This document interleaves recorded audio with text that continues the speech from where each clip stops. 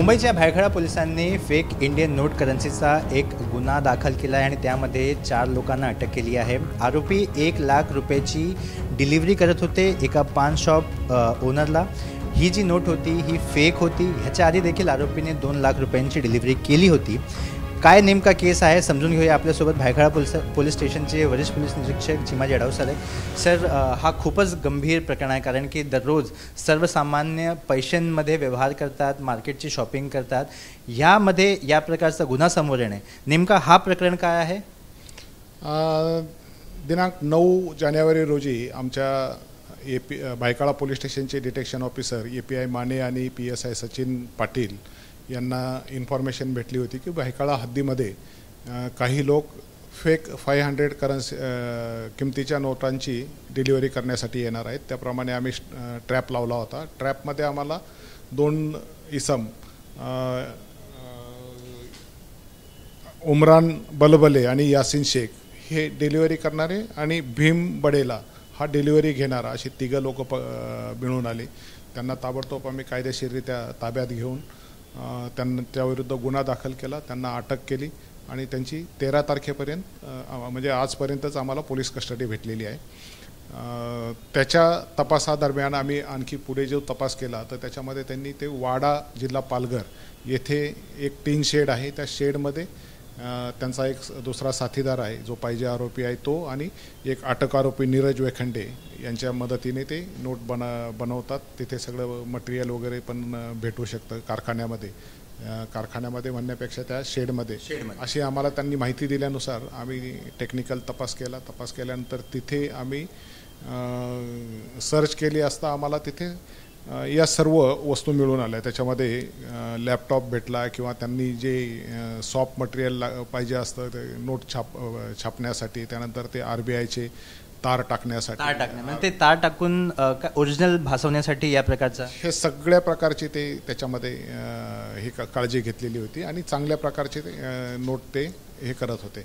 हे बनवताना त्यांच्याकडे रॉ मटेरियल पण बरंचसं आम्हाला मिळून आलेलं आहे की जे बनवताना त्यांना चुकलं किंवा काही झालं तर अशा प्रकारचे आम्हाला तिथे सर्व गोष्टी भेटलेल्या आहेत। तर त्या गोष्टीसह आम्ही त्यांना अटक केलेली आहे। सर, त्यांच्याकडे एक फेक नोट डिटेक्टिंग मशीन पण मिळालेली आहे, त्याचा वापर का करत होते? बरोबर आहे, त्यांच्याकडे ती मशीन पण भेटली, पण हे बनवताना ती या जे बँकेचे किंवा इतर जे हे आहे त्याच्यातून ती कशी चालू शकेल याच्यासाठी कदाचित ते त्याचा वापर करत असावेत। याच्याबाबत आम्ही त्यांच्याकडे तपास करत आहोत। सर, आतापर्यंत किती नोटांची डिलिव्हरी केलेली आहे, किती करत होते?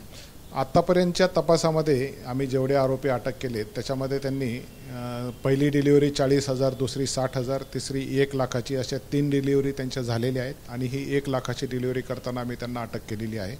एवढंच आत्तापर्यंत आमच्या समोर आलेलं आहे। बाकीचे पाहिजे आरोपी आणि हे त्यांचं टेक्निकल इन्व्हेस्टिगेशन केल्यानंतर अजून आमच्या लक्षात येईल की यांनी किती केलेलं आहे। सर, 2 लाख रुपये त्यांनी घेतले होते, तिसरी डिलिव्हरी घेत होते, म्हणजे ते 2 लाख रुपये त्यांनी कुठेतरी खपवले असणार। नेमका ते कसे खपवायचे आणि म्हणजे इन्व्हेस्टिगेटिंग एजन्सी किंवा लोकांना कसा गंडा घालेल याच्यामध्ये त्यांनी बंचमध्ये दिलेले किंवा नोटांच्या गठ्ठ्यामध्ये 10 रुपयाचा 10 नोटांचा किंवा 15 नोटांचा याच्यामध्ये 1, 2, 3 नोट अशा जसे समोरची पार्टी असेल त्याप्रमाणे काही ठिकाणी त्यांनी रात्रीच्या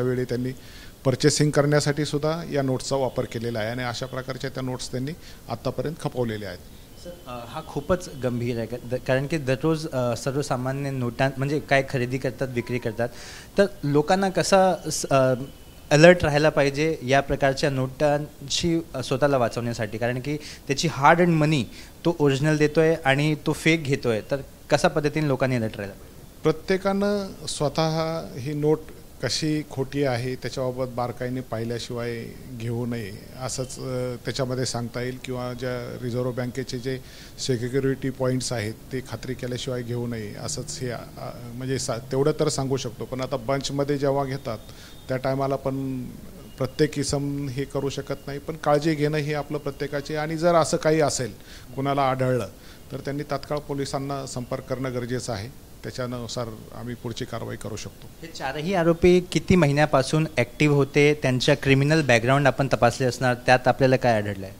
चारही आरोपी मागच्या 6 महिन्यापासून हे कामामध्ये गुंतलेले असल्याचं आमच्या तपासामध्ये निष्पन्न झालेलं आहे. त्यांनी त्याच्यातले पहिला आरोपी आणि दुसरा आरोपी हे एस्टेट एजंटचं पण काम करतात आणि ते करता करता याच्यामध्ये पण ह्या इलिगल ॲक्टिव्हिटीजमध्ये पण इन्वॉल्व आहेत. तिसरा आरोपी आहे हा ओला चालक आहे, त्याची स्वतःची गाडी पण आहे आणि स्वतःची पानटपरी आहे. आणि चौथा जो आरोपी आहे तो वाडा येथे त्याची जमीन आहे, ते शेड जे बांधलेलं होतं ते त्याच्या स्वतःच्या मालकीचं आहे आणि ह्या ॲक्टिव्हिटीमध्ये पण तो बऱ्यापैकी इन्वॉल्व आहे. सर, हे 2 लाख जे आधीचे डिलिव्हरीचे आहेत ते खपवण्यासाठी त्यांनी किती महिन्याचा वेळ घेतला?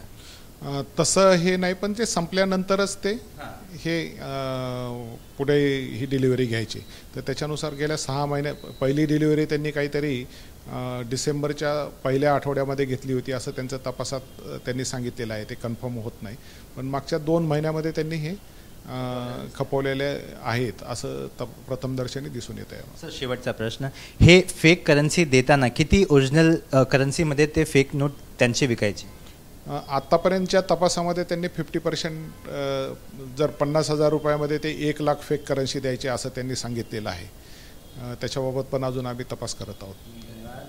तर आपण ऐकलं की कशा पद्धतीने पोलिसांनी एवढा महत्त्वाचा गुन्हा उघडकीस आणलेला आहे. सध्या पोलीस तपास करत आहे. कॅमेराचा आसिफचा सूरज ओझा, ABP माझा, मुंबई.